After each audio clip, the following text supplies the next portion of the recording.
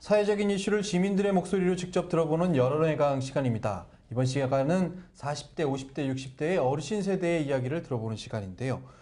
이번 주제는 매우 재미있는 주제가 선정됐군요. 730 재보선과 관련된 여론조사 결과입니다. 평상시에 저희가 인터뷰 기법을 통해서 인터뷰 대면 조사를 통해서 수집했던 자료들이 많은데 이번에는 좀 더 확장해서 저희가 데이터를 받았죠. 어떤 방식으로 조사가 됐는지 소개도 안 했네요. 김현태 팀장님께서 먼저 소개를 일단 저는 한국여론방송의 조사기획부의 김현태 팀장입니다. 네. 안녕하세요. 일단 지금까지 여태까지 여론회강은 이제 시민들의 인터뷰를 가지고 이제 우리가 토론하는 방식으로 했었는데 거기에다가 플러스로 어떤 주제가 이제 재보선에 관련된 그러니까 선거 여론조사 방법이기 때문에 전화조사 방법을 이제 거기에 추가하는 이런 방법입니다. 그래서 전화조사는 약 1000명 정도 조사를 했고요. 근데 그 중에 이제 40에서 60대 분만 이번 시간에는 따로 떼서 저희가 이제 분석해서 이제 인터뷰하는 방법으로 진행할 겁니다. 그리고 전화 방법, 조사 방법은 기존의 리서치 회사에서 지금 현재 가장 많이 쓰고 있는 임의 걸기 방식, RDD 방식으로 유무선 50%씩 할당돼서 1000명씩 했고 전국 19세 이상의 성인들 대상으로 1000명 조사를 했습니다. 1000명을 저희가 추가로 조사를 했는데 그러고 보면 이제 방식을 조금만 더 설명해 보죠. 그러니까 RDD라는 게 전화번호를 아주 랜덤하게 그러니까 아주 임의로 뽑아서 그분한테 전화를 걸어서 동의해 주시겠습니까 하고 질문을 드리고 답을 얻어내는 방식이죠. 유무선이라는 거는 유선 전화가 50% 정도 되고 이제 핸드폰 무선 전화가 50%로 되겠습니다. 여보세요?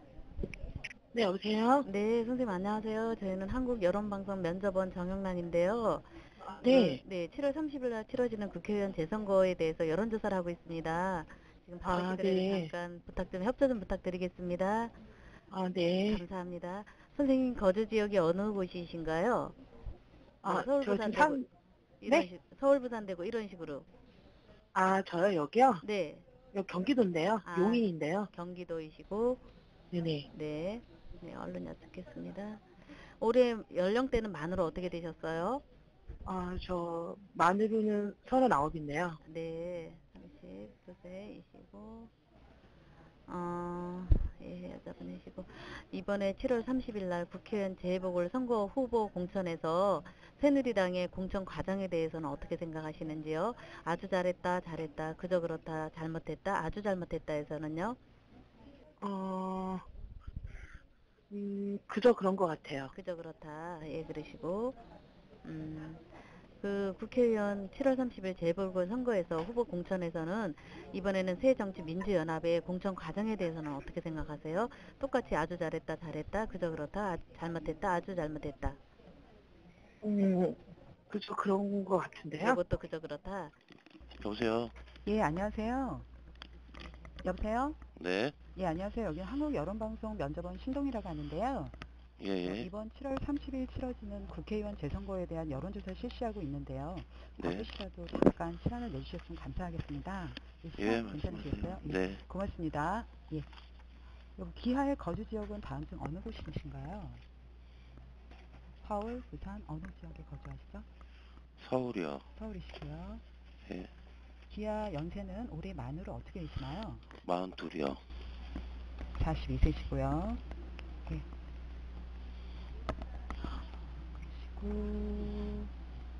이번 730 국회의원 재보궐선거 후보 공천에서 새누리당의 공천 과정에 대해 어떻게 생각하시나요? 1번 아주 잘했다, 2번 잘했다, 3번 그저 그렇다, 4번 잘못했다, 5번 아주 잘못했다. 그냥 그저 그렇다요. 그저 그렇다. 이번 730 국회의원 재보궐선거 후보 공천에서 새정치민주연합의 공천 과정에 대해서는 어떻게 생각하시나요? 1번 아주 잘했다, 2번 잘했다, 3번 그저 그렇다, 4번 잘 못했다, 5번 아주 잘 못했다. 그저 그렇다요. 그저 그렇다. 이런 방식을 알고 있었습니까? 자기소개와 함께. 네, 시사 제작국의 최영욱 기자입니다. 저 오늘 방금 배웠습니다. 예, RDD와 유무선 그 선거 조사 방법이 달랐네요. 네.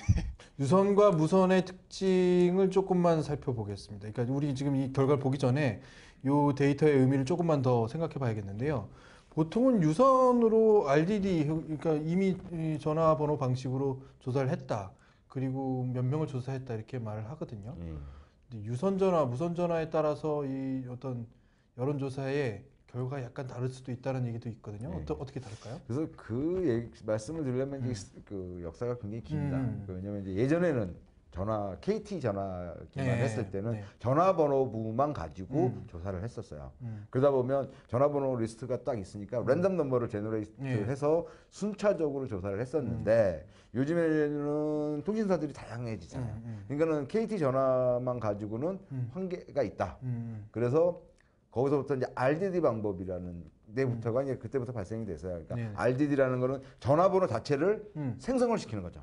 아, 프로그래밍에서 그래서 뭐 앞에 국, 우리 그 다음에 뒤에 번호 이렇게 되면 그 앞에 따로 뒤에 따로 이렇게 랜덤하게. 그래서 한동안은 이제 예전에는 이제 이통사 같은 경우는 이제 예전에는 011, 012 이렇게 나왔으니까 그렇지 않습니까? 그러면 이제 011은 고정시켜 놓고 뒤에만 또 하는 이런 식으로 이제 프로그램들이 발생이 됐는데 요즘에는 이제 유선하고 무선하고 또 나눈 이유가 우리가 정상적으로 전화 조사를 할 때 시간이 일과 시간인데 낮 시간인데 낮 시간에 전화 받는 사람들이 대부분 주부들, 그다음에 연령이 좀 높으신 분들 이러기 때문에 약간 보수 성향을 가지고 뭐 다 그렇다는 건 아니지만 어차피 통계라는 걸 다 이제 총합을 해가지고 평균을 내는 개념이니까 그러면 대부분 응답자들이 그 시간에 응답을 받는 사람들이 좀 보수 성향이 강한 사람일 거다. 그러니까 결국에는 보수층에서 좀 오버 에스티메이션 되는 성향들이 그러니까 과대 표집 될 수 있는 과대 추정될 수 있는 왜곡된 결과가 나올 수 있다. 이제 이렇게 이제 거기서부터 출발돼서 유무선 이게 그러면 이제 그 좀 그럼 진보 쪽의 성향을 가지고 있는 사람들의 의견을 들으려면 어떻게 하냐 했을 때 이제 그 대안으로 휴대전화, 무선전화가 이제 대안으로 그랬는데 그렇게 나왔는데 솔직히 보면 태생적으로 보수가 더 많잖아요. 전 세계적으로 보수 성향들이 많잖아요. 그러면 50%의 유선에서 보수가 과대 표집이 되고 뭐 랜덤하게 무선은 뭐 제대로 표집이 된다고 치더라도 유선에서 일단 그 보수가 과대 표집이 되기 때문에 항상 그 전화 조사 자체는 보수가 조금 많이 과대 표집되는 원초적인 어떤 원초적인 한계를 가지고 있는 거예요. 사실 이번 조사의 가장 주안점은 누가 당선되느냐를 여쭤보기는 어려워요. 왜냐하면 선거구가 딱 정해져 있기 때문에 그 선거구만 조사해야 되거든요. 근데 저희가 지금 한 거는 전국 단위의 조사인 거고, 그래서 선호도 조사라고 말씀드릴 수 있을 것 같아요. 그러니까 이번에 어느 당이 이겼으면 좋겠다. 그러니까 희망이죠. 국민들의 기대 희망이 있는 거고, 이 선거라는 거는 지역구, 지금 같은 경우는 총선도 아니고 일단 재보궐선거고 지역이 정해져 있는 곳에서 그 지역민들이 투표를 할 수밖에 없기 때문에 그 결과는 전 국민이 바라는 방향하고는 좀 다르다. 그래서 이렇게 좀 편차가 많이 있는 결과를 가지고 말씀을 드립니다만, 한 가지 지금 이 선거가 되게 중요하잖아요. 왜냐하면 누가 얼마나 많은 의석을 가져가느냐에 따라서 과반 구도가 바뀌고 과반 구도가 바뀌게 되면 향후 전국이 완전히 달라질 수 있는 상황이기 때문에. 근데 그것을 바라보는 국민들은 과연 그러면 어느 쪽에 더 동정하고 있느냐, 이걸 알아보기 위한 거죠, 우리 지금. 그러니까 결과하고는 좀 많이 상당히 다를 수 있습니다. 이 선거 결과하고는 좀 다른데 국민들이 바라는 것, 제가 항상 여론을 강은 말씀드리는 것은 국민들이 원하는 것이 과연 진짜 무엇이냐를 가지고 말씀을 드리기 때문에, 그래서 전화조사라는 것도 물론 방금 말씀하신 부분이 있긴 하지만 분명히 이것은 선호도 면에서는 분명히 의미가 있을 것이다 라는 것으로 좀 말씀을 드리고요. 첫 번째 질문이 무엇인가를 좀 말씀드릴게요. 이번 730 국회의원 재보궐선거 후 선거 후보 공천 과정에 대해서 어떻게 생각하느냐를 여쭤보는 건데, 이건 이제 공당이고 전국 당이고 그 주도하고 있는 두 개의 당이 공천에 관련해서는 서로가 지금 말하자면 스텝이 많이 꼬였어요. 이리저리 꼬여 있는 것을 많이 보셨기 때문에 이것을 어떻게 생각하시는지를 저희가 인터뷰로 조사를 했습니다. 그 인터뷰를 조사한 것을 다시 전화 조사한 결과로 다시 한번 엮어서 말씀을 좀 드리도록 하겠습니다. 먼저 우리 시민들이 생각하는 바를 들어보도록 하겠습니다. 이번에 7월 30일 날 재보궐선거 하잖아요. 그 후보 공천 과정에 대해서 어떻게 생각하시는지 10점 만점에 몇 점 정도? 그래서 제가 구체적인 그 내막은 잘 지켜보지 않아서 모르겠고, 다만 이제 언론을 통해서 러프하게 이렇게 보는 거는 아직까지도 우리나라는 그 공천 과정이 전반적으로 그 프로세스라든지 어떤 근거라든지 이런 부분에 좀 약하다. 쉽게 얘기하면 이제 투명도 이런 쪽에서는 굉장히 좀 낮은 점수다라고 볼 수 있겠어요. 그러니까는 그거는 이제 뭐 어느 정당을 떠나서 다 그런 것 같아요. 아직까지도 좀 투명성 측면에서는 좀 멀었다. 과거보다 많이 좋아졌지만. 과거보다 많이 좋아졌다. 그러면 아버님은 몇 점 정도 주실까요? 제가 볼 때는 한 6점? 6점. 네. 네, 알겠습니다. 이번에 7월 30일 날 재보궐 선거하잖아요. 예. 그 후보 공천 과정에 대해서 어떻게 생각하시는지? 그 후보 공천이 정확하게 내가 지금 뭐 후보 공천을 어떻게 하고 있는지 모르겠지만 뭐 여론 또 당 지지도 그 당원들 표심 이런 거 이제 해가지고 예전부터 공천을 그렇게 당에서 그 정치적으로 공천을 어떻게 했으면 좋겠다 이런 생각을 구체적으로 생각해 본 적은 없고, 사실은 그 기성 정치인들이 그러니까 새로운 정치 세력이 그 정치 무대에 등장하기 위해서는 기존의 어떤 그 공천 방식은 탈피를 해야 되는데, 그렇지 않고서는 정치의 뜻을 두고 있는 정말 참신한 인물들이 현재와 같은 과거와 같은 그런 공천 형태로는 정치 무대에 들어서기가 굉장히 힘들 것 같아요. 그러니까 그거는 제가 구체적으로 생각해 본 적은 없어서 공천을 어떻게 했으면 좋겠다고 구체적으로 생각해 본 적은 없는 것 같아요. 그러면은 여태까지 공천 과정을 봤을 때 몇 점 정도, 10점 만점에 몇 점 정도 주실 생각인가요? 그러니까 계속해서 요즘에 이제 공천 방식도 변화하고 당마다 각 당이 조금씩 변화를 주고 있기 때문에 조금씩 나아진다라고 느낌이 들어요. 예전에는 뭐 10점 정도밖에 못 줬던 공천 방식이 요즘 밀실야 공천 뭐 이랬으니까. 그런데 지금은 이제 상당히 그래도 뭐 여론조사니 뭐니 투명하게 하고 있으니까 그래도 한 50점을 이제 막 넘어서고 있다. 네, 저는 그 정도로 생각하고 있어요. 100점 만점에? 네. 네, 알겠습니다.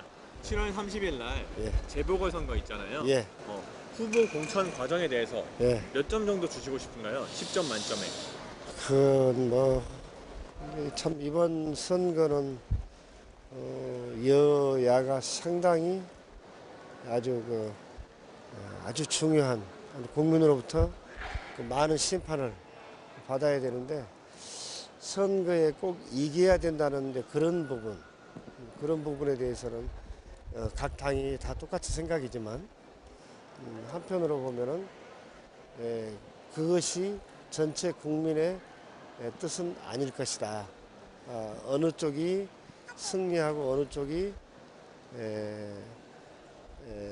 뭐 패배하거나 아니면 만족스럽지 못할지라도 단순히 그것만 가지고 국민의 그 생각이 다라고 그렇게 착각하는 것은 뭐 상당히 신중하게 받아들여야 되지 않을까, 그런 생각이. 공천 과정에 대해서는 몇 점 정도 주실 수 있나요? 10점 만점에? 뭐 공천 과정이 한 5, 6점이나 되지 않겠어요? 5, 6점? 예. 새누리당과 새정치민주연합. 참 그렇죠. 왜냐하면 그분들이 전략적으로 해서 승리를 목적으로 해서 각 당의 중진이나 그런 부분들을 이제 공천했는데, 과연 그분들만의 그 선택이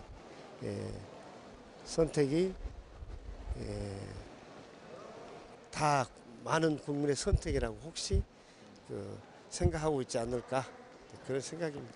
네, 알겠습니다. 예. 7월 30일 날 재보궐 선거 있잖아요. 예. 지금 후보 공천 과정에 대해서 어떻게 생각하시는지 10점 만점에 몇 점 정도? 한 7점이나 6점 정도. 67점 네. 정도? 예. 네, 알겠습니다. 그렇게 생각하시는 이유 있나요? 글쎄요, 당 정책에 따라 뭐 틀려지겠지만은 너무 이권이 개입한 부분이 많은 것 같아요. 대표하는 그 후보자분들도 그렇고 모르겠어요. 일반 그 유권자들이 그건 판단하겠죠. 글쎄요. 뭐라고 해야 될까. 저는 뭐 이렇다 저렇다고는 안 하고 기도만 할 뿐이에요. 기도만 네. 하신다. 그러면은 어머님께서 이번 공천 과정에 대해서 점수를 매긴다면 100점 만점에 좀 만족한 것 같아요. 좀 만족을 했다. 예, 50%는 넘은 것 같아요. 50점. 예. 네, 알겠습니다. 네. 그런 이유는 뭐가 있을까요? 글쎄요. 제가 그렇게 느껴져요. 뭐라고 말씀을 드릴 수. 그런 데 대해서는 별로 뭐 생각은 잘 모르겠어요 지금. 예. 네, 알겠습니다. 글쎄요, 뭐 정치에 대해서 잘 모르니까. 정치에 관심 없어요? 예. 네, 알겠습니다. 그럼 이거 잘 모르시겠어요? 예? 공천 선거 후보 공천 과정에 대한 생각. 생각이야 뭐 일 잘하는 사람 뽑으면 되겠죠. 뭐. 그 사람 뭐 다 그 사람이죠. 뭐 별거 있겠어요. 아, 그러세요? 네. 알겠습니다. 글쎄요, 난 뭐 정치인들에 대해서 부정하니까 이 나라 이 민족을 정치인들이 잘못 만들어 가지고 이렇게 되고 있으니까 난 정치인들이 아주 불신하는 사람 중에 한 사람입니다. 정치가 잘못됐기 때문에 나라가 이 모양 이 꼴이에요. 그래서 정치가 좀 잘 됐으면 좋겠고 우리 국민들이 좀 정치인들을 잘 좀 뽑았으면 좋겠다 이런 생각을 갖고 있어요. 그럼 이번에 공천 과정에 대해서 점수를 매겨주신다면 뭐 그런 10점 만점에 그런 점수만 3점도 안 주고 싶어요.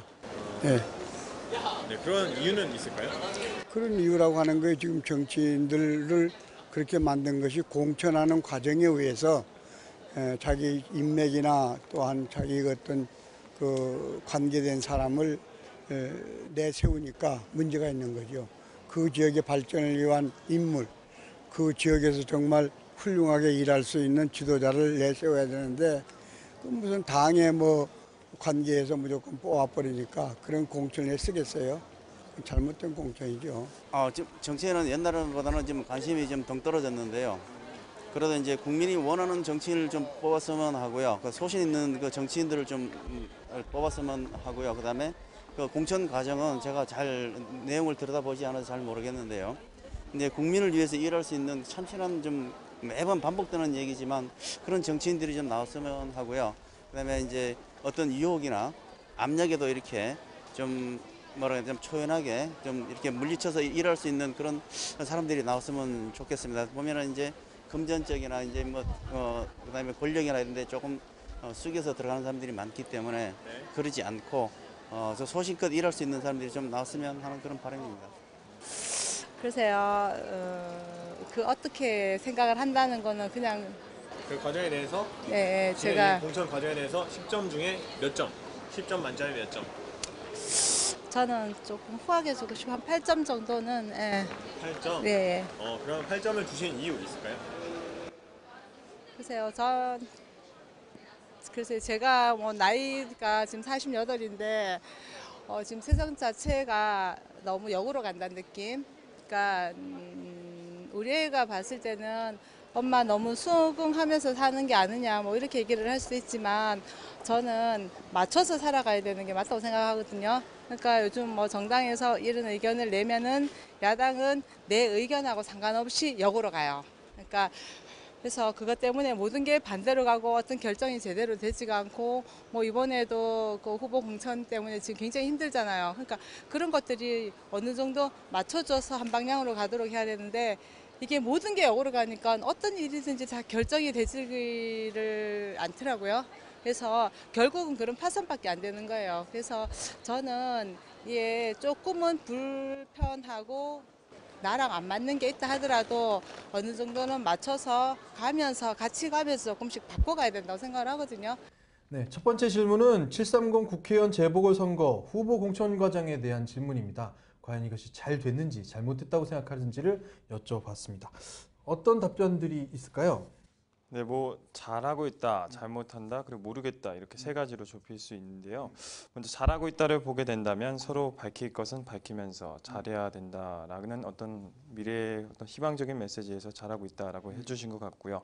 또 다른 의견 전반적으로 괜찮다, 조율이 잘 되어 있다, 공천 과정에 대한 어떤 그 조율이 잘 돼 있다는 뜻은 아무래도 그 공천 과정 심사할 때 어느 정도 전략적으로 그리고 또 그래도 지역 출신을 상당히 고려한 그런 후보군들을 뽑았다라고 볼 수 있을 것 같고요. 그리고 또 다른 의견은 정당 나름의 뜻이 있을 것이고 유력 후보의 공천은 불가피한 것으로 보여야 한다.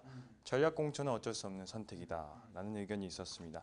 반대로 잘 못한다를 보게 된다면 지역 여론이 우선시되어야 한다. 정치적인 어떤 커다란 틀에서 정치인들을 뽑기보다는 지역 주민들을 좀 중시한 그런 공천이 있어야 되는데 그 점이 안타깝다는 내용이고요. 공천이 뻔하다 때문에 매우 잘못됐다라는 내용이 있었습니다. 그리고 또 다른 하나로는 정당 공천은 의미가 없다라고 말씀해 주셨습니다. 시민들의 의견 가운데 일단 이 공천에 관련된 잡음이 노출됐기 때문에 그럼 알 수밖에 없잖아요. 그리고 막 흔히 말해 항의하고 농성하고 기자회견하고 막 수도 없이 이런 것들이 보이기도 하고 어떤 측면에서는 내가 여기 갈 건데 저기 갔다가 저기 했었대는데 저기 나가서 준비하고 있는데 자기 지역에서 딴 쪽으로 가 있는 것을 또 목격도 하고요. 그래서 질문은 이제 저희 그 전화조사 방식에 대한 질문은 조금 질문을 나눠봤죠. 재보궐선거의 공보공천 과정에 대해서 어떻게 생각하시냐고 여쭤본 게 아니라 아예 당을 한번 지정해봤습니다. 새누리당의 공천 과정은 어떻게 생각하시는지, 그리고 새정치민주연합의 공천 과정에 대해서는 어떻게 생각하시는지를 두 개의 질문을 나눠봤습니다. 새누리당의 공천 평가는 잘했다가 25.4%고요. 그저 그렇다는 56.1%, 그리고 잘못했다는 18.5%로 나타났습니다. 새정치민주연합 같은 경우는 잘했다가 11.5%, 그리고 그저 그렇다가 56.7%, 그리고 잘못했다가 31.8%였습니다. 생각보다는 아니네. 제 생각은 좀 그런데 이건 제 생각입니다. 네. 어떻게 느낄 수 있을까요? 저는 그렇게 생각해요. 일단은 재보궐선거. 네. 재보궐선거에 공천하는 형태는 딱 두 가지입니다. 네. 지역구 출신을 뽑든지 아니면 거물을 뽑든지. 왜냐하면 일반 총선이나 이런 경우들은 선거 기간이 상대적으로 긴데 재보궐 선거는 짧잖아요. 그러니까는 국민들이 후보자를 파악을 하고 의사결정을 할 수 있는 충분한 시간이 없다라는 거죠. 그렇죠. 그렇기 때문에 재보궐 선거는 일단은 인지도를 뽑겠다. 인지도를 뽑아야 되는 거잖아요. 이런 어떤 그 상황에서는 거물을 뽑든가 아니면 그 지역에서 계속 했던 그런 상황에 있는 사람들을 뽑아야지 효율적인데 이번에 새누리당 그러니까 결과로만 보면 새누리당은 잘했고 지금 민주당은 못했다 이런 식의 결론이 나왔는데 솔직히 새누리당하고 민주당하고 공천 방식이 새정치민주연합하고 차이는 없다는 거죠. 그렇죠. 근데 어떻게 언론에 노출됐느냐가 더 가장 큰 문제인 거, 더 이렇게 격차를 벌렸던 것 같고요. 또 하나는 우리가 이제 흔한 말로 그런 말을 하죠. 보수는 부패로 망하고 진보는 분열로 망한다. 그런 얘기 있는데 그런 이제 진보가 분열하고 뭐 이런 경우가 가장 많을 때가 언제냐면 분위기가 좋을 때, 그러니까 자기네 쪽으로 유리할 때 무조건 될 것 같아 라는 확신이 섰을 때 분열을 하기 시작을 합니다. 이제 지금 이제 새정치민주연합 입장에서는 호재가 많잖아요. 그러니까 누가 봐도 이거는 내가 될 것 같아. 그러다 보니까는 그때 뭔가 당을 위해서 헌신하는 그런 모습을 보여야 이게 응집력이 생기는데 그때부터 자기네 유리한 쪽으로 한다는 거죠. 그러다 보니까 양보 안 하고 그다음에 뭐 이러다 보니까 이제 분열이 더 심해지는. 지금 딱 보면은 그런 것 같아요. 약간 분열기가 있는. 그러니까 샴페인을 좀 일찍 터뜨린 것 같아요. 뭐 결과는 없는데 먼저부터 분위기만 파악해가지고 니꺼 내꺼. 그러다 보니까 그게 매스컴에 노출되고 그게 부정적으로 편향되는. 실제로 그 공천 평가에서 부정적인 측면이 새누리당보다는 새정치민주연합이 많았는데 개인적으로 제가 좀 연구를 해본 결과 어떤 아까 말씀해 주신 것처럼 야권은 어떤 굉장히 잘 돼 있을 때 상승세를 탔을 때 분열이 돼서 이게 와해가 된다, 무너진다라고 하셨는데 저도 마찬가지라고 생각을 해요. 그래서 그 중에 하나가 야권 연대 부분인데 요번에도 사실 오늘 뉴스에서 나왔는데 어떤 천우순 대표랑 기동민 그 후보의 야권 연대 문제가 있었는데 그 문제를 또 자세히 들여다보면 되게 재밌어요. 왜냐하면 이게 당 대 당의 야권 연합이 아니라 후보 대 후보의 야권 연합이 될 가능성이 있기 때문에 그냥 시민들이 뉴스만 봐도 아 이거는 정상적인 어떤 진짜 어떤 대의를 위해서 뭉친 야권 연합이 아니라 서로 사리사욕을 지금 이 순간에 갑자기 급조해서 만든 그 어떤 아무튼 선거에서는 이겨야 되기 때문에 하는 그런 야권 연대로 보여질 가능성이 크다는 점에서 잘못했다가 새정치민주연합이 많다는 점이 저는 좀 이 부분에서 야권 연합이 잘 원활하게 되지 않았던 부분이 아닐까 생각합니다. 저는 컨벤션 효과도 좀 있지 않을까요? 왜냐하면 그 당대표를 새로 선출했고 일단 당대표를 새로 선출해서 그 새로운 체제로 흘러가겠다라는 것을 적어도 지지자들에게는 명확히 보여준 것 같거든요. 새누리당이. 근데 새정치민주연합은 연속이죠. 계속 헛발질이죠. 계속 그 모습이 계속 보이니까 역으로 평가를 이렇게 받을 수밖에 없지 않나라는 생각을 좀 들고요. 그러니까 그 당대표 선출 과정에서 있었던 잡음들이 봉합되고 있는 그 커미션 효과잖아요. 이게 막 올라가다가 서로 다투기도 하지만 거기서 드러났던 것들이 야 저러다 큰일 나겠다가 아니라 거기서 마무리돼 버리는 그리고 서로 어느 정도 융합이 되는 과정으로 가버리면 오히려 이쪽에 분열이 훨씬 크게 보이는 거죠. 분열돼 있던 것이 뭉쳐 있으니까. 그러니까 지금은 그 컨벤션 효과에 새누리당이 조금 더 유리한 입장을 가지고 있는 것 같다. 그리고 그렇게 해서 이번 그 재보궐선거에 유리한 고지를 먼저 선점한 것 같다는 생각은 좀 드는데요. 한 가지 좀 이 데이터를 조금 이렇게 나눠봤으면 좀 그렇지 않을까 싶은 생각이 들어서요. 한번 이렇게 한번 보겠습니다. 이 새누리당 공천 과정에 대한 평가 중에 잘했다고 생각하시는 분들은 남성분들보다는 여성분들, 그러니까 남성분들이 좀 높긴 합니다만, 그저 그렇다라는 평가가 여성분들이 훨씬 높고요. 잘 못했다고 한 평가는 오히려 남성분들이 좀 많아요. 그렇죠? 이거는 어떻게 볼 수 있을까요? 여성분들이 조금 더 그저 그렇다. 그냥 뭐 평상시에 우리 여성분들이 정치에 관심을 잘 보이지 않는 것은 물론 사실이긴 합니다만 이 부분에서의 편차가 좀 있는 것들이 그래도 새누리당의 대통령이기 때문이지 않을까요?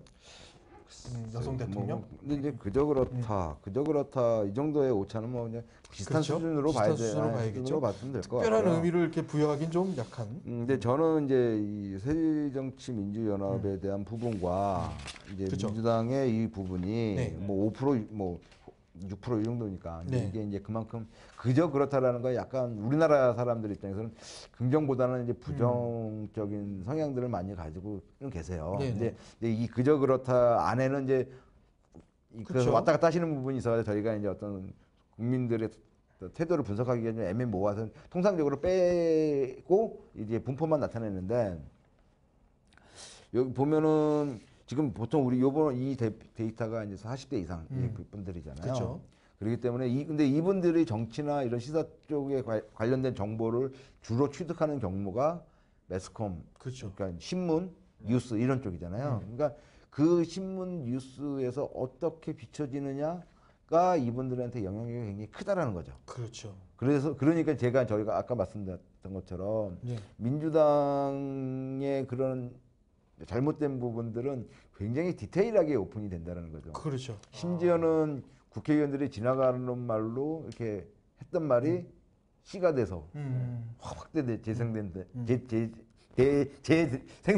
그렇죠. 그러니까 얼마 전에 뭐 안철수 공동대표가 뭐 내가 김한길한테 대표한테 당한 것 같다 이런 식으로 지나가는 말이 5대1 막 일간지에 실릴 정도로 너무 디테일하게 아주 사소한 것까지. 근데 새누리당은 그런 게 없느냐?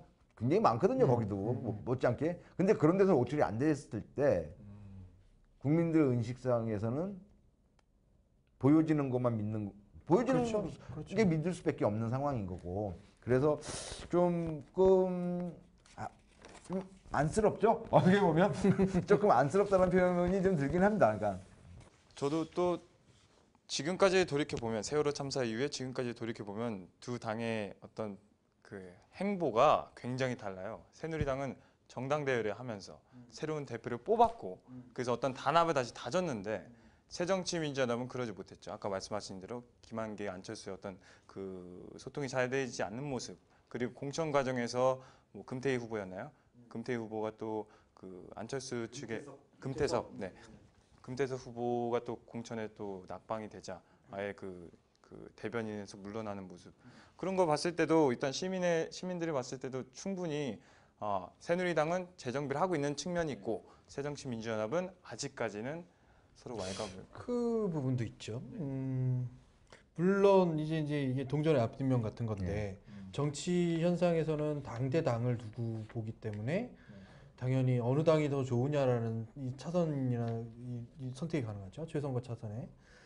근데 지금 세월호 이후에 벌어지고 있는 많은 국정의 실책들이 다 사실은 새누리당 말이에요. 새정치민주연합이 그것에 대한 반사이익을 충분히 얻어야 함에도 불구하고 얻지 못하고 있는 현상인 거죠 지금. 제가 규정짓기에는 그것 같습니다.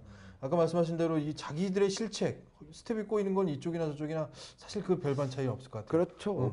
근데 자기 스스로가 어느 떡을 집어먹지는 모르는 것 같아요. 그래서 이제 제가 이제 뭐 뒤에 이제 또 얘기를 할 수 있을 것 같긴 한데 간단하게 말씀을 드리면 그런 것 같아요. 그러니까 어차피 과오를 따진다 그러면 현 정부 여당 이런 쪽에 과가 더 많을 거라는 거죠. 네. 그렇죠? 그럼에도 불구하고 아까 이제 최모 기자가 뭐 그쪽에서 뭐 재정비되는 것 같다 이런 모습들을 보이는데 그게 국민들한테 보여지는 게 그런 거라는 거죠. 그래서 예를 들어서 예전에 그 차떼기 북풍 이런 거 밝혀졌을 때 새누리당에서는 천막당사라는 쇼잉을 하면서 박근혜 그때 의원이었죠. 그분이 이제 비대위원장 되면서 이제 앞으로 우리가 이거를 하겠습니다. 잘하겠습니다. 이런 식으로 하면서 진짜 그 뭐지 현판 떼고 그 여의도 당사 이게 뇌를 기갔단 말이죠. 그런 퍼포먼스를 보이면서 우리는 잘할 거예요. 근데 돌아서면 똑같거든요. 그 얼마 전에 뭐 대통령 뭐 세월호 6.3 지방선거인가요? 거기서 뭐 대통령의 눈물을 닦아주세요. 잘하겠습니다. 해놓고 달라지는 건 하나도 없다는 거죠. 그렇죠. 그러니까 결국에는 그 시점에서 쇼잉을 어떻게 누가 하느냐. 근데 그거를 그러니까 과거에 그런 행동들을 하면서 언론 매스컴에서 뉴스나 어떤 이런 데서 정확하게 짚어주고 국민들한테 정확하게 알려줘야 되는데 그러질 않고 있다라는 것들도 더 좀 우리가 주의 깊게 봐야 되는 부분 아닌가. 근데 현 시점에서 딱 지금 봐서는 새누리당은 뭔가를 하고 있어. 그렇죠. 그게 진실인 거지 현재 상황에서는.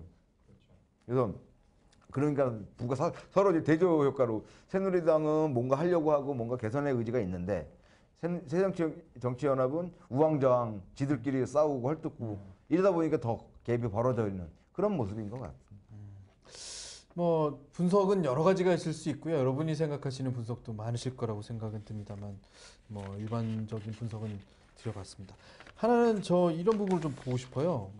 새누리당 공천 과정에 대한 평가 중에 연령대별로 좀 나눠보면요. 40대, 50대, 60대 가운데서 잘했다는 평가가 60대에서 훨씬 많습니다. 50대가 그 중간이고요. 그다음 40대는 잘했다는 평가가 좀 떨어져 있네요. 그리고 못했다는 평가는 역시 40대가 좀 높고 50대가 조금 더 그 중간이고 그 다음에 60대가 이렇게 평가를 하고 있어요. 새누리당에 대한 지지 세력은 역시 60대, 50대다라는 것을 좀 볼 수 있는 것 같고요. 지역별로 좀 보면 지역이 지금 대전 같은 경우가 잘했다는 평가가 좀 높아요. 가장 높네요. 거의 37%, 38% 정도 되고요. 대구 경북이 34% 되죠. 그리고 부산, 울산 여기 24%, 서울이 22%, 인천이 18% 좀 낮고, 그다음에 이것도 있네요. 광주, 전북, 전남이 29.4%예요. 상당히 높네요. 그러니까 일단은 잘했다는 평가. 그러니까 일단은 이거는 지역 구도로 보는 것보다 박근혜, 그러니까 지금 지난 시간에도 이제 새누리당은 박근혜 대통령의 인기로 먹고 사는 버티고 있는 상황이라고 제가 말씀을 드렸던 것 같은데 지금 솔직히 박근혜로 이어지는 이 인기도는 그러니까 박정희 대통령만 봐도 처음에는 광주에서 박정희 대통령이 지지율이 굉장히 높았던 분이세요. 그렇죠. 그런데 그게 이제 점점 가면서 동서로 이제 이념 어떻게 보면 이제 동서로 갈리면서 이제 좀 문제가 지역주의 이렇게 나왔지만, 그러니까 지금 60대 이상 분들한테는 박근혜라는 사람은 대통령이 아니라 불쌍한 영예의 이미지가 가지고 있기 때문에 맹목적 지지층이 광주에서도 있다라는 거죠. 광주에서도 나타나는 수치가 상당히 높다라는 게 의례적이죠. 그리고 또 하나가 요거 보면서 이제 말씀드린 게 아까 이제 대전 충청권 말씀드렸잖아요. 그러니까 그러니까 18대 대통령, 그러니까 작년 12월 19일 날이죠. 2012년 12월 19일 날 대선 그 즈음부터 일어났던 부분들이 충청권에서 일어났던 부분이 충청권에 계시는 분들이 약간 피해의식 같은 게 있어요. 그러니까 충청 홀대론, 심지어는 충청 핫바지냐, 뭐 이런 핫바지론까지 나올 정도로 충청권에 계시는 분들이 굉장히 개발이라든가 경제적으로 이제 침체돼 있다 보니까 굉장히 좀 홀대론에 민감하신데 그거를 깨기 위해서 한 방법들이 뭐냐면 어떤 출중한 인물을 한번 만들어 보자. 예전에 이제 그 JP 같은 인물이 있어야 되는 거 아니냐. 그래서 서서히 이게 민심이 형성된 게 박근혜, GH 쪽에 강력한 지지를 보내서 이제 충청 홀대론에서 벗어나서 충청 개발을 하자가 그러니까 그 12년 그 대선부터 그 전후로 해가지고 서서히 이제 나왔던 부분이 아직까지는 나온 것 같아요. 그래서 저도 올 초인가요? 제가 이제 올 3월쯤에 아마 제가 이제 그 충남도지사, 그러니까 기자 선거 때문에 인터뷰를 갔었었는데 그때도 국정에 대한 어떤 운영에 대해서 불만들이 상당히 많이 계셨어요.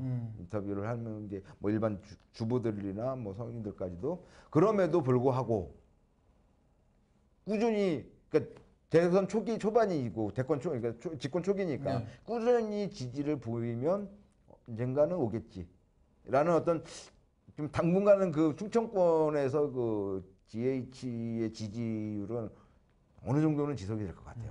근데 굉장히 좀 세더라고요. 저도 놀랄 정도로 이 정도로 높게 나오나? 라고 할 정도로 높게 나온 상황입니다. 저는 좀 이렇게 한번 읽어봤으면 좋겠습니다. 뭐냐면 지금 대전, 충북, 충남, 세종시의 결과가 그저 그렇다라는 빈도가 상당히 낮아요. 35% 정도밖에 안 되고 잘했다는 평가는 물론 높습니다만 그렇다고 해서 잘 못했다는 평가가 낮지도 않아요. 36%나 나거든요. 물론 이제 아주 잘못했다와 그 잘못했다를 이제 빈도별로 찾아보는 부분인데, 그러니까 그저 그렇다, 그러니까 잘했다 못했다가 극명하게 이렇게 표현을 해주신 거가 대전, 충남, 충북이고요. 광주 같은 경우도 좀 그렇습니다. 광주도 잘했다는 경우가 30% 되지만 47%가 그저 그렇다고 약 한 2% 정도, 3% 정도가 잘 못했다 분류예요. 광주 같은 경우가 이제 좀 이게 돋보인다고 보는데, 광주는 전 이 결과가 이렇게 보이지 않을까 싶습니다. 그 새정치민주연합의 결과하고 한번 대비를 해봤으면 좋겠는데, 역시 잘했다는 평가가 26.5%고요. 그저 그렇다 61%, 못했다가 한 10% 정도거든요. 그런데 저는 이렇게 보는 거죠. 광주 사람들이 새누리당의 공천 과정에 대해서 상당히 부러움을 가지고 있다. 약간 좀 긍정적으로 이 방식이 좋다라고 생각한다. 광주에서 또 이게 파동이 이렇잖아요, 사실. 그렇죠. 광주의 공천 과정이 보이니까 잘했다는 평가도 많이 나옴과 동시에 물론 잘못했다는 평가도 많이 나오지만 그저 그렇다라는 평가는 안 한다. 근데 좀 저는 지금 새정치민주연합 보면 좀 짠하다라는 느낌이 드는 게 뭐냐면 지금 과도기에 있는 것 같아요. 이 과도기라는 게 뭐냐면 예전까지는 이제 보수 정치, 즉 새누리당은 역시 여전히 보수 정치, 1인의 어떤 당대표가 모든 걸 이제 물론 이제 그 밑에 참모총장이나 계시지만 이게 보수 정치의 그런 맥락을 계속 가지고 있다라는 거죠. 근데 새정치민주연합은 이제 집단 지도 체제잖아요. 물론 당대표가 있지만 그 밑에 최고위원들이 운영을 한다는 거죠. 그러다 보니까 의견들이 그러니까 그게 딱 한 목소리가 나고 선당 후사의 마음으로 딱 했으면 굉장히 시너지가 날 거예요. 그렇죠. 근데 지금은 그런 게 다 엇박자라는 거죠. 그리고 지금 당대표라고 계시는 뭐 안철수나 김한길 그 대표께서는 우리는 집단 지도 체제야 라고 얘기를 하지만 액션은 보수 정치 시스템. 딱 공천 꽂으면 당대표가 꽂으는데 왜 뭐 이런 식의 움직임이 되니까 이제 부조화가 일어나는. 그러니까 이 부분이 얼마만큼 빠른 시간에 치유되느냐에 따라서 제 생각에는 새정치민주연합이 미래가 달려있지 않을까. 계속 이 상태면은 지지멸멸하게 그렇죠. 그냥 어떻게 보면 좀 극단적으로 얘기를 하면 분당의 사태까지도 갈 수 있을 것 같다는 생각이 좀 그런 위기감을 느낄 정도로 지금은 굉장히 지지멸멸을 하고 있는 되게 좀 서로 이게 사분오열되어 있는 느낌? 딱 체계화되어 있지 않은 그런 느낌? 그런 것들 많이 봤어요. 그것들에 대한 것들을 새정치민주연합의 공천과정평가에 대한 답을 들어보면 또 나올 것 같아요. 그러니까 저는 이렇게 보거든요. 40대에서 잘했다는 평가가 좀 높긴 하지만 오히려 50대가 더 높아요. 잘했다가. 잘했다라는 평가는 40대에서 많이 나와야 되거든요. 사실 새정치민주연합은. 근데 그렇지 않고요. 그다음에 잘못했다, 아주 잘못했다는 평가도 40대에서 좀 높고 50대는 당연히 높고 60대는 더 높고요. 네. 이런 식이 돼 있고요. 또 하나는 이 지역별로 보면 광주, 전남, 전북에서는 물론 전폭적인 30%가 가까운 26% 가까운 지지를 보내지만 잘했다는 평가를 하지만 역으로 다른 곳에서 보면 거의 이건 숫자도 아닌 잘했다는 평가가 거의 없어요. 네. 그리고 그저 그렇다는 평가도 많아요. 그러니까 뭔가 그저 그렇다는 평가 줄면서 양쪽으로 양분되는 효과도 없고 잘 못됐다는 평가는 상당히 많은 서울, 인천, 경기에서 25%가 나오고 서울이 21%가 나오고 이건 거의 인천, 경기 같은 경우는 거의 35%군요. 그리고 서울 같은 경우에는 28%, 9%까지 나오고 40% 넘게 대부 경북 말하자면 지지를 받을 수 없는 곳에서 평가를 이렇게 받고 있어요. 근데 역으로 방금 말씀드린 대로 자기 텃밭을 할 수 있는 광주에서 지지도 나오지만 이건 결론적으로는 못한 거예요.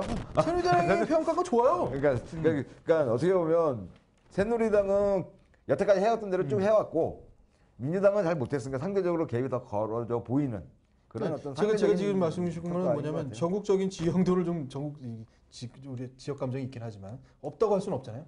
지역 감정의 그 고리에서 보면 광주가 오히려 새누리당의 이 공천 과정을 지지하기보다는 잘했다고 평가하는 그런 상대적으로 잘한 광주 자체도 새정치민주연합의 공천 과정에 대해서는 불만이 많다고 보이는 거죠. 그렇죠. 제가 이 데이터를 가지고서는 그 생각이 좀 들고 지지 정당별로 좀 나눈 것들을 보죠.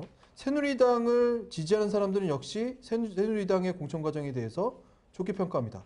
33%인데 새정치민주연합을 지지하는 사람들이 지지하고 있음에도 불구하고 평가는 낮죠. 평가는 그냥 별 차이가 없는. 차이가 없어요. 새누리당이 12%인데 13%밖에 안 돼. 그러니까 결국에는 객관적으로 봐도 잘못한 게 역력하게 보인다라는 게 거죠. 그게 이제 말씀대로 당 대표의 어떤 그런 상황 이런 부분들이 이제 좀 제 생각에는 스탠스가 많이 꼬인 것 같아요. 이거는 근데 좀 그런 의미가 있다라는 거죠. 방금 처음에 말씀드린 것처럼. 이 재보궐선거에는 항상 이슈에 대한 심판이거든요. 국정 운영 수행에 대한 심판이고 뭐 할 수 있는 얘기들인데 국정 운행 수행 과정상에서 새정치민주연합이 보여줬던 것보다 훨씬 많은 말하자면 노출된 것들이 많아요. 언론에. 이거 어떻게 보면 새누리당이 집권하고 있기 때문에 그렇죠. 여당의 입장에서는 지금 이 상황이 굉장히 불편하고 불리해하는 상황이 누가 봐도 생각할 만한 상황인데 새정치민주연합은 그보다도 더 비난받고 더 잘못되고 있다고 생각을 한다는 거죠. 그게 뭐냐는 거죠. 제 말은. 보시면은 아까 말씀해 주셨지만 그 새누리당 같은 경우는 하나의 보스가 이제 직접 명령을 함으로써 되게 단일화된 어떤 그런 행보를 하기가 굉장히 쉬워요. 그러니까 그 명령을 하고 그것을 이제 수용하기 전까지 그 과정이 굉장히 짧다는 거죠. 근데 새정치민주연합은 아까도 말씀해 주셨지만 어떤 이해관계 때문에 뭉쳐있는 집단이고 그리고 하나의 강력한 보스를 하기에는 너무 복잡하기 때문에 그리고 또 그만한 인물을 내세우기도 굉장히 애매해요. 그리고 제가 뽑았던 것 중에 새누리당에서 그나마 잘했던 거는 그 비박이랑 친박을 나눠서 그리고 거기서 서청원이랑 김무성이라는 인물을 딱 정의를 내림으로써 정리가 됐다는 거죠. 사실 아시겠지만 김무성이나 서청원이나 같은 저기 상도동 출신의 친박 다 박근혜를 이렇게 처음에는 뭐 대선 킹메이커도 했었고 그리고 킹메이커 이후에 어떤 그런 새누리당을 계속 꾸려난 일꾼이었는데 그런 식으로 아예 정의를 확 해버리니까 시민들의 입장에서도 굉장히 명쾌한 거죠. 아, 정리가 됐겠구나. 근데 새정치민주연합을 보면은 아까도 말씀해 주셨지만 그 이해관계 때문에 어떤 당대표, 공동대표로 됐는데 그 중에서도 그 중에서도 어떤 공천 과정에서는 굉장히 강압적으로 하게 되니 또 그 친노 세력과 비노 세력의 또 어떤 그 이해관계가 또 정리가 안 되고 그 중에 또 안철수가 또 오게 되니 그렇게 되면 그러니까 저는 이제 그거에 대해서 조금 이제 다르게 생각하는 게 뭐냐면 지금 새누리당 입장에서 뭐 친박이냐 친이냐 뭐 이런 그리고 주류냐 비주류 이게 나누는 거에 대해서 별로 이게 부정적인 얘기들이 안 나와요. 그렇죠? 그런데 새정치민주연합을 보면 친노냐 반노냐 범노냐 지금에는 뭐 486 운동권 출신이냐 그러고 나서 그런 사실들을 비춰질 때 국민들한테 어떻게 비춰지냐 이거죠. 서로 자기들끼리 이전 투구하고 이런 식의 어떤 노출 부분. 그러니까 좀 그래서 제가 계속 저는 이제 애잔하다라고 얘기를 하는 거죠. 약간 이제 그 비춰지는 모습들이. 그러니까는 아까 이제 최영욱 기자가 말씀하셨던 것처럼 새누리당은 친박과 비주류가 경쟁을 해서 비주류의 좌장인 김무성이 당대표가 되고 이런 식으로 뭔가 일사불란하게 움직이는 모습인 것 같아. 자, 똑같은 거를 근데 자 새누리 정치연합 보면은 친노와 이런 계파들이 해서 뭔가 싸우고 있어. 근데 이전 투구야. 이런 식의 앵글, 색깔을 이게 비춰진다는 거죠. 지금 이 부분에서 궁금해지는 거는 저는 20, 30대의 평가는 또 어떠냐라는 생각이 좀 들고요. 다만 이건 지금 40대, 50대, 60대의 평가인데 40대, 50대, 60대의 평가가 사실은 훨씬 이 결과치에는 근접하는 평가들이거든요. 그러니까 예전같이 어떤 뭐 젊은이들이 갑자기 급격하게 대거 투표를 해서 뭐 투표율이 뭐 상승해서 어떤 효과가 있다 이런 것들이 지금으로서는 보이지 않고 근데 40대, 50대, 60대도 오히려 더 그 역효과라고 그럴까요? 그 반대되는 효과를 훨씬 더 낼 수도 있는 상황들을 보여줬기 때문에 이분들이 평가하는 것이 결국은 지금의 이 전국을 보고 있는 것이다. 국민들이 읽고 있는 것이라고 저는 생각이 드는데 원인에 대한 부분은 사실은 뭐 두 분이 말씀하신 거에 큰 반론은 없습니다. 다만 지금 볼 수 있는 것 중에 40대, 50대, 60대가 평가하는 새누리당의 지지도, 그러니까 이 선호도, 새정치민주연합에 대한 선호도에서 새정치민주연합은 지난 어떻게 보면 2007년 대선 이후죠. 2007년 대선 이후에도 한 번도 이 뭐랄까요 정당에 대한 선호도를 회복한 적이 없어요. 지금까지 보면 계속 마이너스. 거기에 대선까지도 뭐 여러 당이 합쳐진 거지 새정치민주연합의 절진인 민주당 혹은 통합민주당 이 부분에 대한 선호도가 그렇게 많지 않았어요. 지금까지도. 그러니까 계속 자기 스스로가 자구책을 내지 않는구나 라는 것에 대해 지치지 않았을까. 그렇죠. 이제 국민들이 이제 좀 지치고 간혹 이제 뭐 정확한 뭐 이런 건 아니지만 이제 좀 세술은 세부대, 새정치 이거를 뭐 기존에 있는 걸 이렇게 해가지고 하는 게 아니라 분당을 딱 해서 새로 만들 정도의 어떤 극단적인 처방이 나오기 전에는 정치권이 이렇게 좀 회복되기 힘들지 않느냐라고 이게 의견을 내시는 분들도 의외로 좀 나타나기 시작을 한 것 같아요. 그래서 이 부분이 좀 이해가 그러니까 저도 좀 답답하더라고요. 그러니까 보니까 여러 가지 물론 지금 새정치민주연합이 굉장히 불리한 조건임에도 분명히 있어요. 그러면 불리한 조건이면 그거를 깨기 위한 전략이 나와야 되는데 그 전략이 부재하다라는 느낌들이 보인다는 거죠. 뭐 제가 좀 전에 말씀드렸던 언론이라든가 여러 가지들 불리하잖아요. 근데 예전에 민주당 DJ 때나 노무현 그분들이 집권하고 당 총재를 노무현 대통령은 당을 안 하셨고 아무튼 DJ 때는 지금보다 더 심했으면 심했지 그렇죠. 약하진 않았을 거라는 거죠. 그럼에도 불구하고 자기 목소리를 냈고 진짜 민주당 같은 경우 뭐 70석 가지고 100몇 석을 좌지우지하는 그런 파워를 보였단 말이죠. 그렇죠. 그런 모습들을 봤기 때문에 우리 국민들은 민주당의 어떤 기대치가 떨어지는 거죠. 야 그때는 국민 막 250석 중에 70석 가지고 100몇 석을 좌지우지 시켰고 그리고 막 그렇게 자기 목소리를 냈다는 거죠. 그 서슬퍼런 군사정권 하에서도. 뭐 예를 들어 아주 더 옛날에 가면 72년도에 그 대선 때만 해도 그때 박정희 정권에서 선거비로 600억을 썼답니다. 그때 우리나라 1년 예산이 30조 정도 할 텐데 우리 지금의 10분의 1 정도로 본다고 그러면 지금은 300조니까 그 30조 가까이 선거비를 쓴 거죠. 그럼에도 불구하고 100만 표 차이가 안 날 정도로 DJ는 선거전을 하셨어요. 그런 것들을 보면 우리 국민들을 볼 때는 그것들을 기억을 한다는 거죠. 이런 부분들의 질타? 그렇죠. 그것도 하나의 향수라고 해야 되나요? 아무튼 그런 부분들이 좀 작용을 하는 것 같긴 해요. 그러니까 아까 자구책이라고 말씀을 하셨는데 뭔가 적군한테 포위가 됐으면 포위를 뚫으려는 어떤 사람, 어떤 전략. 물론 그분이 희생이 됐지 아니면 살아남을지는 모르겠지만 그분은 선당 후사의 마음으로 뚫고 적진을 뚫고 나가서 뭔가 약한 고리를 만들어야 되잖아요. 근데 그런 사람들이 없다라는 거죠. 한 가지만 더요. 여기 좀 길어지긴 합니다. 한 가지만 더 보면 언론에 노출되는 이슈를 선점하는 것도 새누리당이 훨씬 잘하는 건 물론 맞고요.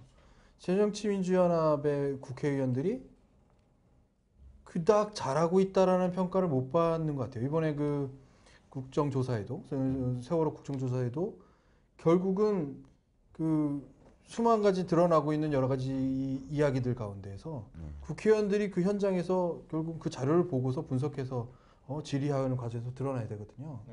근데 누구나 볼 수 있는 자료 혹은 다 드러나 있는 자료를 가지고 더 심도 깊은 자료를 혹은 사실들을 끄집어내지 못하는 거죠. 제출된 자료 중에서 뭐가 어떻다. 그러니까 언론에 다 공개된 자료예요, 솔직히 또. 그러니까 언론이 먼저 아는 것을 국회의원이 뒤따라가고 혹은 국회의원이 좀 앞서 있는 것 같지만 언론도 누구나 다 알 수 있는 자료고.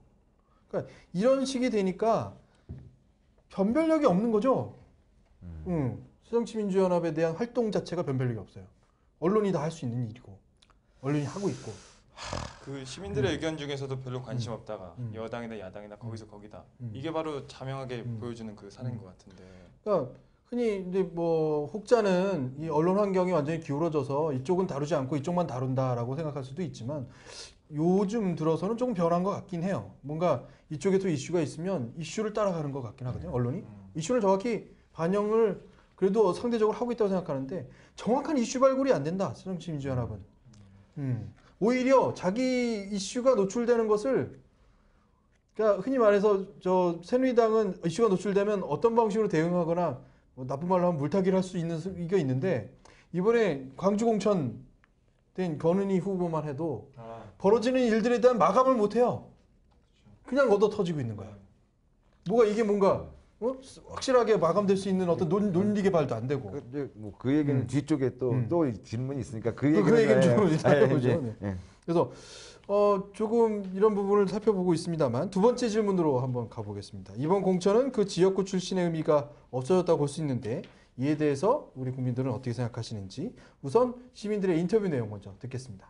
네, 이번 공천에서 그 지역구 출신 의미가 없어졌는데요. 네. 이에 대해서 어떻게 생각하시는지.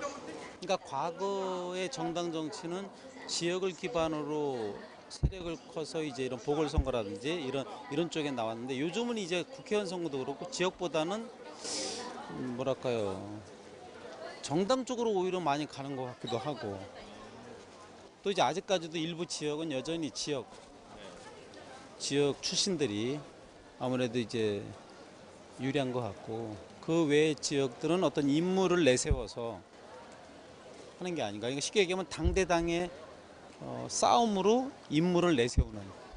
그러다 보면 이제 지역 뭐, 토백이가 아닌 사람들이 가서 마치 전쟁을 치르는 이런 식의 그런 식이 많이 되는 것 같아요. 보니까. 그럼 그렇게 되는 것에 대해서 찬성하시는 입장이세요? 반대하시는 입장이세요? 그러니까 저는 모든 정치나 모든 그런 뭐 국회의원이든 뭐 기초의원이든 뭐든 간에 너무 지역에 기반해서 하는 건 맞지 않다고 봐요. 결국은 지역 이기주가 될 거고 지역적으로 자꾸 이기주가 되면 지역 간의 갈등 이런 부분들이 너무 심하니까 그런 것보다는 실력 있는 사람 또 정책적으로 그 그쪽 지역의 뭐 시민이든 국민이든 구민이든 간에 그 입장에서 정책을 펴서 성공할 수 있는 사람을 뽑아주는 게 맞지. 그쪽 지역 출신이다. 뭐 그쪽에서 오랫동안 뭐 학교를 다녔다든지 뭐 그런 거로 인해서 뽑아주는 것은 그건 아직까지도 온정주의. 우리나라에 많이 퍼져 있는 온정주의에 불과하다고 보는 거예요. 그걸 좀 탈피해야 될 것 같아요. 그럼 찬성 아니면 반대? 별로 상관이 없다. 네, 상관이 없는 거죠. 상관이 없다. 알겠습니다. 아버님, 그럼 이번 공천이 그 지역구 출신의 의미가 없어졌는데요. 이에 대해서는 어떻게 생각하시는지요? 그러게요.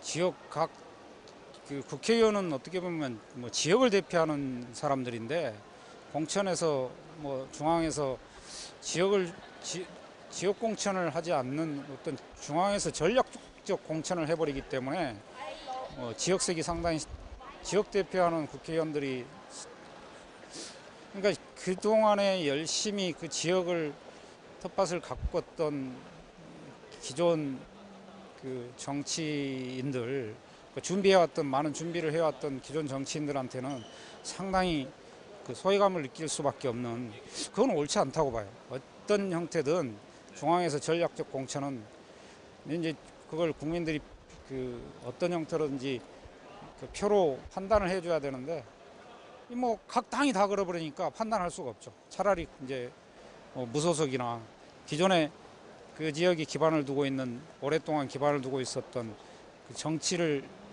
참신한 정치를 하기 위해서 조금씩 준비하고 있었지만 전략적 공천을 받지 못했던 사람들이 무소속으로 나온다 그러면 차라리 이제 저 같은 개인적으로는 그런 사람들한테 표를 던지고 싶죠.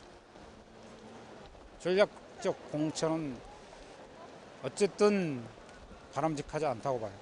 바람직하지 않다. 네. 네, 알겠습니다. 아버님, 네. 이번 공천은 이제 지역구 출선 의미가 네. 없어졌잖아요. 전혀 없죠. 네, 전혀 없죠. 이에 대해서 어떻게 생각하시나요? 그러니까 과연 그런 중진급 의원들을 전략적으로 공천해가지고 그 지역에 참 그 국민의 대변자로서 그걸 평가를 어느 정도 받을지 사실은 그 지역 정서나 그 지역 주민들을 위해서 일을 해야 되는데 과연 그분들이 얼굴만 가지고 국민들을 위해서 이렇게 일을 할 수 있을까? 그것도 상당히 의문이에요. 그러면 이에 대해서는 반대하시는 편인가요? 그렇죠. 그건 뭐 이 지역 주민들을 모르는 그런 전략적인 승리를 위한 공천은 꼭 바람직하다고 볼 수는 없죠. 네, 그렇습니다. 그 이번 공천이 그 지역구 출신 의미가 없어졌는데요. 예. 이에 대해서 어떻게 생각하시는지? 글쎄 거기까지는 생각 안 해봤습니다 아직. 좋은 거죠. 좋다. 예. 네, 그 이유가 어떻게 될까요? 아무래도 지역구면은 지역 그게 이제 편가르기 뭐 이런 것도 있고 그러기 때문에 그게 지금까지 계속 나왔기 때문에 뭔가 이제 변화가 있어야 될 것 같아요 앞으로. 예. 그래서 그 변화를 기대하면서. 예. 변화가 필요하기 때문에. 예. 근데 그 지역에 있는 사람보다 네. 다른 사람 추천하는 게 나을 것 같아요. 그 지역에 공천 받으면 뭐 그 사람들 90%가 되는 놈이고 뭐 그게 국회의원입니까? 전라도 국회의원 공천 받으면 90%고 경상도 국회의원 공천 받으면 90%인데 그 국회의원 같지도 않더라고요. 아, 그러세요? 예, 인정이 안 가더라고요. 존경심이 없어요. 아, 존경심이 없으시다? 예. 네, 알겠습니다. 좀 참신한 사람이 나왔으면 좋겠어요. 그럼 이거에 대해서는 긍정적이세요? 부정적이세요? 그러나 일단 뭐 국가 행사니까 긍정적이죠, 하여튼. 출신 의미가 없어진 것에 대해서. 그렇죠. 그 이유 있을까요? 뭐 이유란 거 있습니까? 지금 나라가 이렇게 잘못돼 가고 있으니까 좀 더 올바른 나라가 됐으면 좋겠다 하는 것이 바로 정치인들이니까 정치인들이 정신 차려야죠. 저는 지역구에서 많은 활동했던 사람들이 해서 어차피 자기 마을이나 자기 고향을 가꾸는 데 있어서는 그 사람들이 적임자가 되지 않을까 싶고요.